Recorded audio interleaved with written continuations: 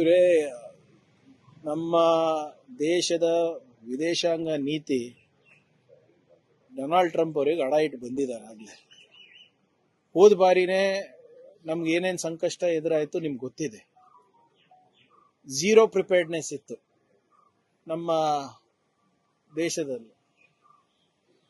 ಯಾವ ರೀತಿ ಇಂಧನ ಸಚಿವರು ದಾರಿ ತಪ್ಪಿಸಿದ್ರು ಪಾರ್ಲಿಮೆಂಟ್ ನಲ್ಲಿ, ಅದು ಕೂಡ ಇದು ಇದೆ. $100 ಪರ್ ಬ್ಯಾರೆಲ್ ಇದ್ದಾಗ ಬೆಲೆ ಏರಿಕೆ ಮಾಡಿದ್ರು. ಅದು $40 ಇಳಿದಾಗ ಬೆಲೆ ಇಳಿಸಿಲ್ಲ.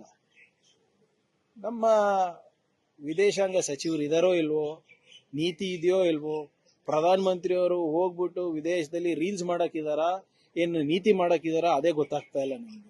ಹೇಳಿ, ಇಷ್ಟೊಂದು ದೇಶ ತಿರುಗಾಡಿದಾರ ಅಂತ ಹೇಳ್ತಾರಲ್ಲ, ಇಷ್ಟೊಂದು ಅವರಿಗೆ ಮೆಡಲ್ ಸಿಕ್ಕಿದೆ ಅಂತ ಹೇಳ್ತಾರಲ್ಲ, ಎಲ್ಲ ಉನ್ನತ ಸ್ಥಾನಮಾನ ಅಥವಾ ಪದವಿಗಳು ಏನು ಅಲ್ಲಿದೆ, ಅವರಿಗೆ ಮೆಡಲ್ ಸಿಗ್ಬೇಕಾಗಿದೆ, ಎಲ್ಲಾನು ಕೊಟ್ಟಿದ್ದಾರೆ ಎಲ್ಲಾ ದೇಶದವರು.